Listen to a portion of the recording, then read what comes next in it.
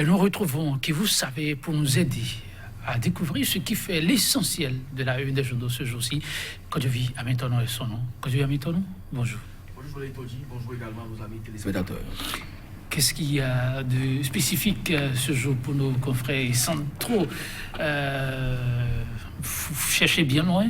J'imagine que c'est cette rencontre. Oui, c'est la rencontre entre le chef de l'État et les partis politiques qu'il a conviés donc à la présidence de la République, qui a occupé le devant de l'actualité. Chacun y allait donc de par sa position et ses analyses également. Sans oublier qu'au niveau de Bangui, ça se passe également bien pour le Bénin. Olé, Joël Aïvo est désormais professeur titulaire, donc de par ses exploits, ses publications, ses recherches donc en la matière. Eh bien, le CAMES donc lui décerne désormais ce titre de professeur titulaire. C'est un peu comme nous sommes en train d'en perdre, mais on en récupère également. Ah oui, c'est de bonnes nouvelles, on peut dire. Rencontre chef de l'État, grade au CAMES. Ah ouais. Quand tu veux donner, ça donne. Tout à fait, alors nous allons démarrer avec Fraternité, qui affiche donc en titre rencontre chef de l'État, opposition, le dialogue politique amorcé, restaurer l'espoir, le seul parti absent. Et parlant donc de cette rencontre, eh bien, dialogue politique, écrit le journal du service public La Nation, les propositions du chef de l'État aux partis politiques. Mais avant, il y a carburant toxique à la pompe, la fin de la récréation, c'est pour bientôt, écrit le journal L'Afrique en marche, donc parlant de cette rencontre de la Marina hier, l'USL déçu de l'issue des échanges talons fait du surplace et ignore les conseils de Soglo. CAMES, Joël Aïvo passe au grade de professeur titulaire. De gros grains récalés s'interroge ce journal. Et puis arrestation tous azimuts des jeunes activistes de l'opposition. Ataï Guédégbé souhaite le respect des tests et non des méthodes de Rambo. Le nouvel observateur, conclusion de l'USL sur la concertation talon parti politique. Une perte de temps, s'exclame le journal. Concertation politique sur crise de confiance. Pourquoi tant d'agitation?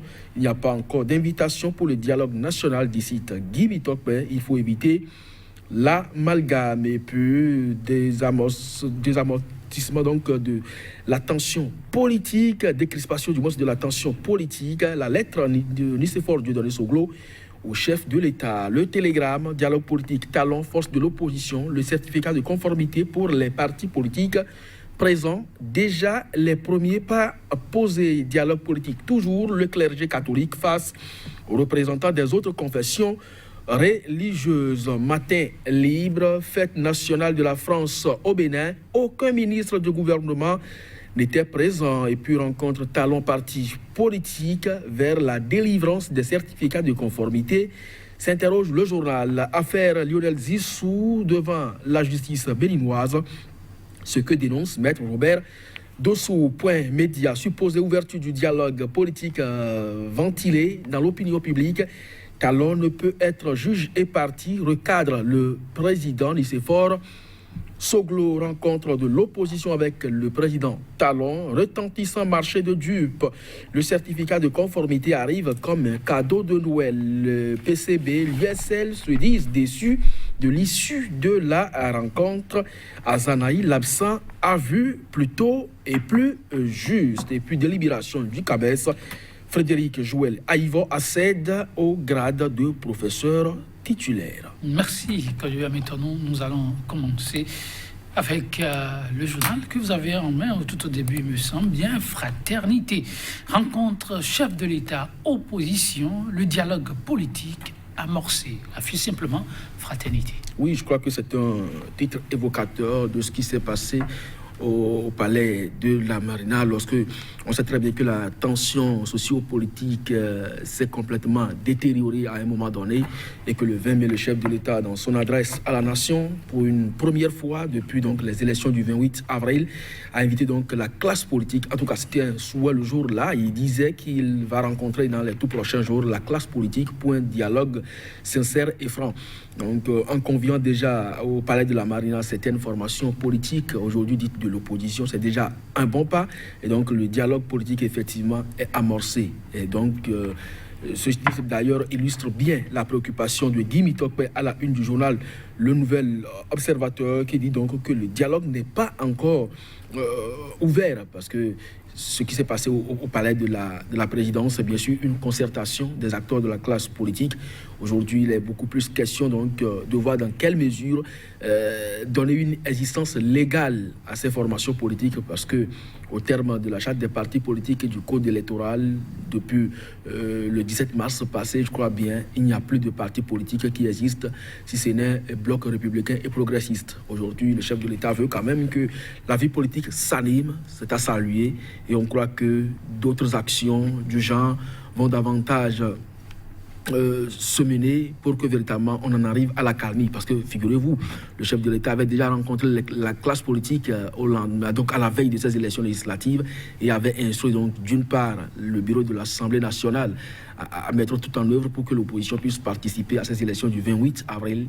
Mais c'est lui qui, quelques jours après, a fait volte-face pour dire qu'il porterait donc le chapeau de la non-participation de l'opposition. Hier, il a instruit le ministre de l'Intérieur au fait donc de délivrer les certificats de conformité aux partis politiques qui étaient donc hier à la présidence. Souhaitons ou espérons vivement qu'il ne fasse plus volte-face. Dans ce registre de démarches pour la quiétude, l'Afrique en marche s'est approché d'Attaï Guédégbé qu'on ne présente plus, parlant d'acteurs de la société civile. Alors, arrestation tous azimuts de jeunes activistes d'opposition. Attaï Guédégbé souhaite le respect des tests et non des méthodes de Rambo. Oui, depuis peu, on assiste beaucoup plus à des arrestations nocturnes sans convocation préalable. Et donc, vous recevez directement la visite des agents de sécurité chez vous. Ça peut être des policiers républicains ou directement même des forces de sécurité de défense, donc les militaires. Et un peu comme le cas du majordome de Boni Yahi qui a été arrêté un week-end. Donc ça interpelle plus d'un, surtout sur les réseaux sociaux avec la loi sur le numérique. Et bien vous recevez simplement des assignations ou carrément on vient donc vous chercher à la maison. Je ne crois pas que cela puisse participer du bon fonctionnement du code de procédure pénale, parce que c'est quand même des dispositions qui sont là suffisamment claires et détaillées en la matière. Donc avant qu'on ne vous procède à votre arrestation, on doit quand même vous le notifier. Les griefs également portés à votre encontre, mais malheureusement ce n'est plus ça ce qui a cours dans la République. Et si une figure de la société civile comme Attaï Guédégbé souhaite que les lois soient respectées, je crois que cela va quand même du bon sens et cela s'entend également ici. Cela s'entend. Quand je viens à Métono, nous parlons d'événements politiques. Il y a aussi des faits de société qui importent. Sur ce plateau, on a évoqué dossier Camès, dossier à polémique concernant de grosses figures de la République. En milieu universitaire, plus précisément Afrique en marche, nous rapporte aujourd'hui un autre événement. Joël Aïvor, il n'est plus à présenter, qui a gravi des échelons. Oui, Joël Aïvor, vous l'avez dit, c'est le président quand même de l'association béninoise du droit constitutionnel, ancien doyen de la faculté de droit. Et ses interventions dans la vie politique du Bénin, à travers d'abord des prises de position, des publications et des appels, des lettres ouvertes, ne sont donc plus à présenter. C'est quelqu'un qui a un carnet d'adresses, pas des moindres, consulté également à travers l'Afrique et le monde également pour ses prestations. Je crois que c'est un mérite tout simplement et c'est à saluer. Le Bénin, oui, quartier latin de l'Afrique, jadis, continue donc pas entretenir cette flamme-là que certains, à travers donc des actes à la limite malsains, tentent donc de salir. Aujourd'hui, il vient encore une fois d'honorer le pays et je crois que des gens comme lui vont davantage se faire bientôt remarquer. Vous l'avez tout dernièrement, on fait un sorte de parallèle là pour aller à la Coupe d'Afrique des Nations pour dire par exemple c'est de Félix Pépéripe qui a été également honoré en tant que journaliste reporter. Et je crois que c'est de cette façon-là qu'on va révéler le Bénin et non de façon tristement célèbre. Une petite ouverture car on nous informe qu'on a encore quelques minutes. Je suis avec Matin Libre, fête nationale de la France au Bénin. Aucun ministre du gouvernement présent, rapporte Matin Libre. Oui, c'est curieux. Cela vient un peu comme pour en apporter de l'eau au moulin de ceux-là qui avaient sur la toile suspecté une certaine rencontre avortée entre Macron et Patrice Talon à Paris. Donc un peu comme une réponse du berger à la bergère. On ne peut pas comprendre que dans le même pays, deux chancelleries soient traitées de façon disproportionnée. Rappelez-vous, quand les Américains ont célébré leur fête nationale, ils avaient bénéficié quand même de la présence des autorités au plus haut niveau de la République. Maintenant, on ne comprend pas la France qui soit l'ancienne colonie et d'ailleurs, dans l'espace occupe aujourd'hui l'ambassade, certains ont tendance à comparer ça à la présidence. Ils pensent que cette place dépasse même la présidence de la République, qu'aucun ministre du gouvernement ne soit quand même rendu disponible pour aller représenter le Bénin et que ce soit le secrétaire général du ministère des Affaires étrangères qui soit dépêché, même invité, en tout cas présent sur les lieux. Le président de l'Assemblée nationale est passé pratiquement comme un invité de second rang ou de seconde zone, parce qu'il n'a même pas été mentionné par le protocole. C'est un peu décevant, mais c'est également un coup de froid dans la relation diplomatique entre le Bénin et la France. Nous apprenons dans les coulisses que beaucoup d'ambassades seront bientôt fermées. Peut-être que si vous ne parlez pas le même langage ou vous ne soutenez pas les actions, eh bien vous en prenez le coup. Olivier Amétono, le réalisateur d'aujourd'hui, dit qu'on a encore quelques secondes. Alors je fais l'ouverture vers autre sujet qui semble aussi divisé. Il s'agit avec Matin Libre de l'affaire qu'il convient désormais d'appeler Lionel Zinsou, l'homme qui appelle à un gouvernement d'union nationale. Son avocat, dans son cas, dénonce ce qui, pour lui, relèverait de l'arbitraire.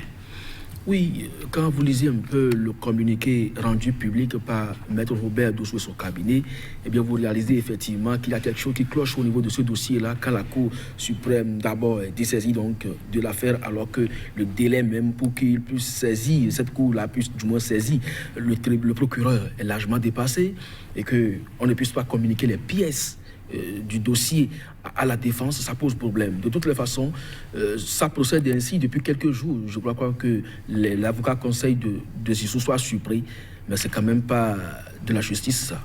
Merci à vous. Quand je viens maintenant, on y reviendra sans nul doute. Mesdames, Messieurs, merci d'avoir été des nôtres et à demain.